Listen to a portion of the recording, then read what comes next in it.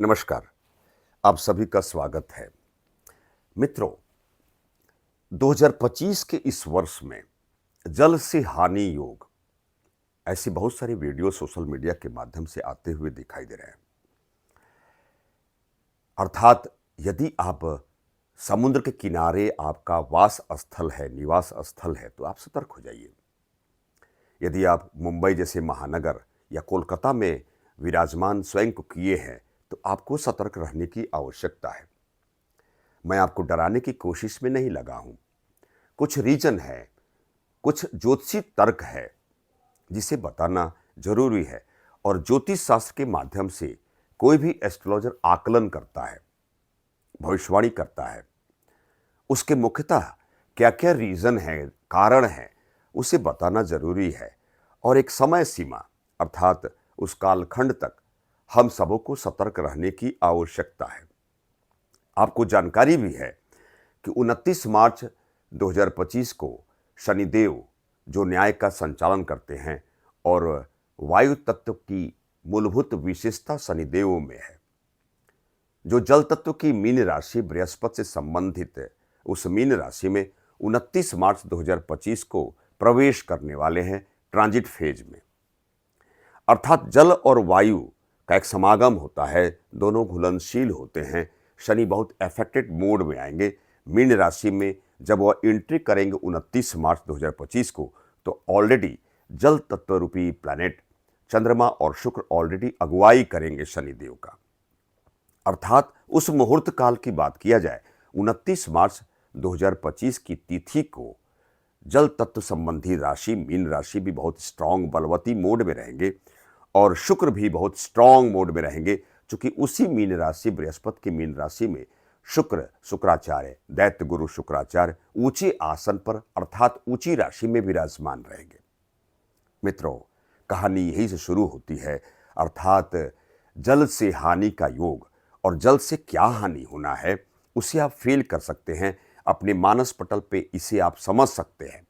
अत्यधिक बारिश की बात करें, समुद्र के जल स्तर की अभिवृद्धि की बात करें, आंधी तूफान की बात करें, अर्थात एक नेगेटिव संकल्पना का एक व्यवहारिक समागम योग की उस योग की शुरुआत 29 मार्च 2025 को ही प्रारंभ हो रही है।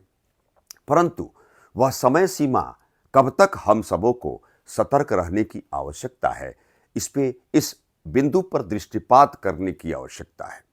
मित्रों, मंगल में अग्नि तत्व की प्रधानता है और 7 अप्रैल 2025 की उस नियत तिथि को जब मंगल नीच के आसन पर विराजमान होंगे, यहीं से कहानी बदलती हुई नजर आएगी। और जब कन्या राशि में अर्थात बुध से संबंधित कन्या राशि में जब मंगल देव 31 जुलाई 2025 से 15 सितंबर 2025 तक जब इसी राशि में मंगल देव विराजमान होंगे और मंगल की दृष्टिगत रिलेशन शनि पर बनेगी, अर्थात मंगल की 7वीं दृष्टि शनि पर रहेगी। तात्पर्य क्या है कि 7 अप्रैल 2025 से 15 सितंबर 2025 का अंतराल कालखंड, जो 5 माह का एक समय कालखंड है अप्रॉक्स, इसमें सतर्क रहने की आवश्यकता है। परंतु इन 5 माह के अंतराल कालखंड में भी विशेष रूप से कब सतर्क रहना है, उस महत्वपूर्ण स्ट्रॉन्ग तिथि को भी जानना जरूरी है। तब जब शुक्र बहुत मजबूत स्थिति में रहेंगे। गोचरी व्यवस्था में जल तत्व से संबंधित एक महत्वपूर्ण प्लैनेट, जिसमें असुरी शक्ति का समागम योग है और फुली एक जो समुद्र तटीय परिक्षेत्र को भी रिवॉल्व करते हैं, कारकत्व व्यवस्था को चिन्हित करते हैं शुक्राचार्य। और 28 जून 2025 को ऑलरेडी शुक्र अपने स्वयं की वृषभ राशि में उनका पदार्पण होगा। 28 जून 2025 को जब शुक्र वृषभ राशि में आएंगे, अर्थात यह इंडिकेशन को प्राप्त करा चुके रहेंगे। जल से हानि का दुर्योग का जो कालखंड ऑलरेडी बन चुका रहेगा।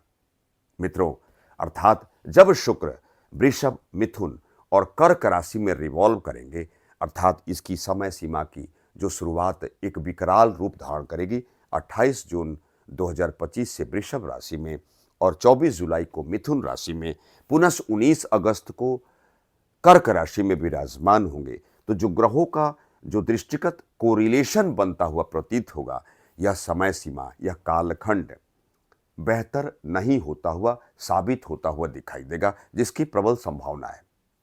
मित्रों, 2025 के इस मीन राशि में शनिदेव का आना अपने आप में एक नकारात्मकता को इंगित करता है, चूंकि बृहस्पति जैसे शुभकारी शुभत्व देवताओं के गुरुदेव की मीन राशि में शनि का आना और इसी मीन राशि में शनि का होना, अर्थात आपको यह विदित है, जानकारी है कि उड़ीसा से संबंधित जो भविष्य मालिका में भी इसी मीन राशिगत शनि को व्याख्यायित किया गया है, नकारात्मक रूपेण व्याख्यायित किया गया है कि सतयुग का समय की आगमन का प्रतीकात्मक यह व्यवस्था, यह कालखंड है और विश्व की आधी आबादी समाप्त होती हुई नजर आएगी, अर्थात सतर्क रहने की आवश्यकता है।